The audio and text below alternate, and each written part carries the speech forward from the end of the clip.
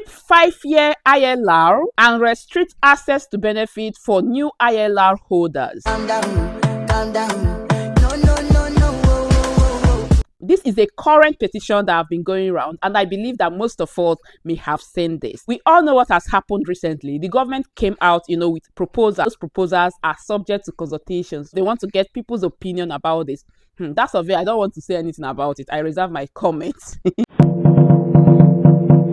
There is a survey which is very important that we all go through it, just in case you have not dropped your opinion. I will leave the link to that survey on the description box of this video. There is a petition asking the government to keep 5-year ILR and restrict access to benefit for new ILR holders. I'm going to read it as it is, as you can see on the screen. The government should keep the current 5-year route to indefinite leave to remain, which is ILR, and restrict access to government benefit for new ILR holders. Extending the ILR route to 10 years would unfairly affect thousands of skilled worker visa holders who move to the UK based on the existing 5-year route, disrupting their plans, families, and financial stability. The government should keep the 5-year ILR and ensuring new ILR holders demonstrate financial independence before accessing public funds. We think this protects fairness and stability. So this is what this petition is asking the government to do. Guess what? As we speak now, we have close to 180,000 signatures. Over 180,000 people signed this petition, asking this government to do that. For any petition to get the parliament's attention, they must cross 100,000 signatures. I will be expecting a response from the government regarding this. Many people are going to be affected. So instead of you staying in your chair grumbling, oh, why me, why this? This is the time for you to act. Go ahead and sign this petition, especially if you are of that same opinion. However, let's even talk about this. See, the government came out to say that they are extending ILR from 5 years to 10 years, and they want to apply this retrospectively. And it doesn't just end there. They also went ahead to say that to some certain people, they could actually get ILR after 15 years. 15 whole years, okay? And these people are, I don't even know what to say, honestly. These people are the bloodstream. They are the bloodline. They are the pillar that runs the NHS. Not just the NHS, even our adult social care, because they are talking about carers. I don't know. I don't even want to become very emotional about this. But the truth remains that carers are really doing a good job. Have you ever been a carer before? Or have you ever seen a carer doing their duties, like carrying out their duties, guys? Most of us can never do that job. That's the truth. Do not forget that this is my own personal opinion. So please, you must not take this. But I am just telling you, based on my experience, based on things I've read online, carers are really doing a good job. And I believe that most of us cannot even do that job. Yeah, because that's one difficult. Do you know what it is to take care of human being? Do you know what it is to hoist human being from one location to the other? Do you know what it is to provide that person-centered care?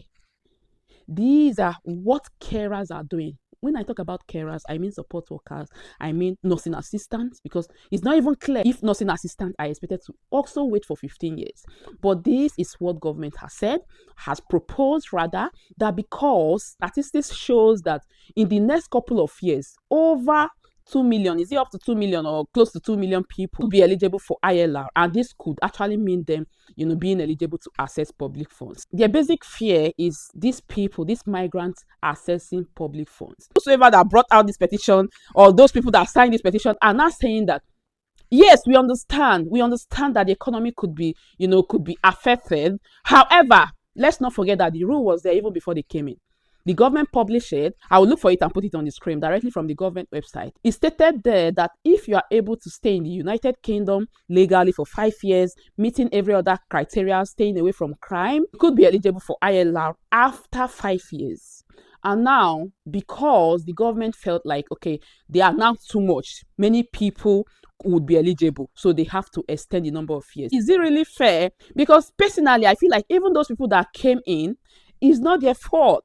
I mean, the people they term the Boris wave. And if you look at the government statement, they said it's so-called Boris wave. Finally, this consultation addresses the question of the so-called Boris wave. specifically the cohort of lower qualified workers who entered the country along with their dependents through the health and care visa, some of whom are never expected to be net economic contributors. It is right that we apply more stringent controls for this group, and for that reason we propose they should wait 15 years before they can earn settlement. Just in case you don't understand what they mean by Boris Wave. Boris Wave, according to how I understand it, I've heard it directly from the government themselves. Remember Nija Farage, like I told you guys, I heard it directly from him. So I will always quote Nija Farage. The Boris Wave after his huge victory in 2019, and I think the millions that came in the years of his premiership represents the greatest betrayal of democratic wishes, certainly in anyone's living memory.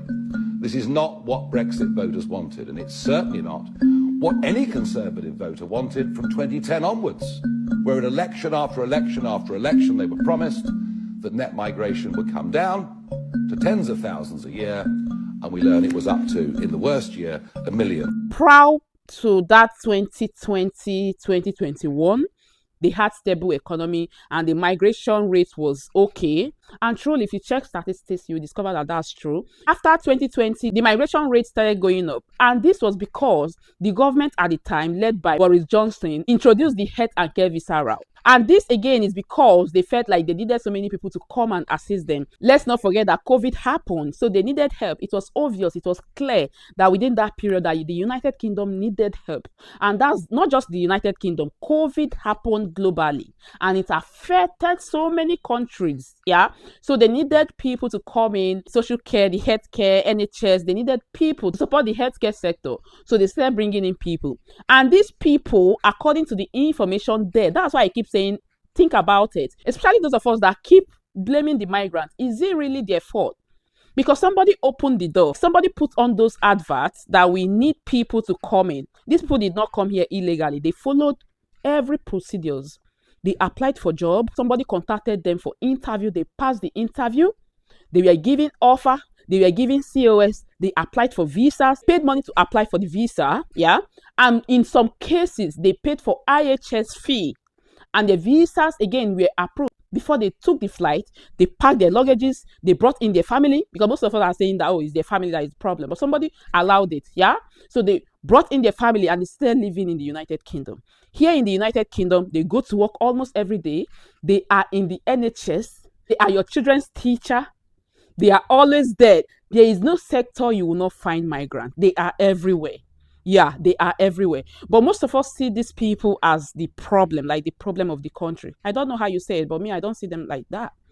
I don't see them as the problem of this country. Rather, I see them as people that came to support, because that's exactly what they came for. Okay. Now, these people are saying that if the public funds is the problem, please collect the public funds. We don't want. And again, I ask this question: how many migrants are actually depending on public funds? I mean legal migrant, people that goes to work almost every day. Like I can't say, but I want to believe that they are not much, even if there are few that actually do depend on public funds. It could be that they actually have the situation that requires them to.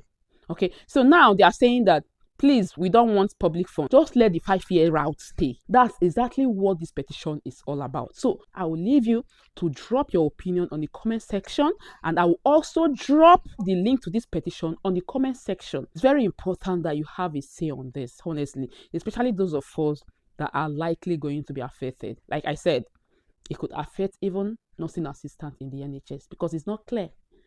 Yeah, they only exempted, I think, nurses, doctors, and frontline officers. So who are those frontline officers? They didn't say. And these are the people that even do most of the job. I don't think they are trying to stop the government from making decisions. Of course, it's their country. Yeah, they have the powers to change any law. But the only thing they are asking for is for the fact that this law was there before these people got the visa, before they got into the country. It's a promise. Because some people say that it's not a promise. Is a promise, because you said if they can meet all this, and they went ahead to meet all those because they wanted this. It's just like you telling me that if you want this phone, then you have to run an errand for me. Okay, and now I've run that errand for you. It's time for you to now give me phone. You said no, you are not giving me it now. You are giving it to me in the next 10 years. How does it sound? I don't know how you say it. How does it really sound? Many people are going to be affected. Even me, my family, my finances.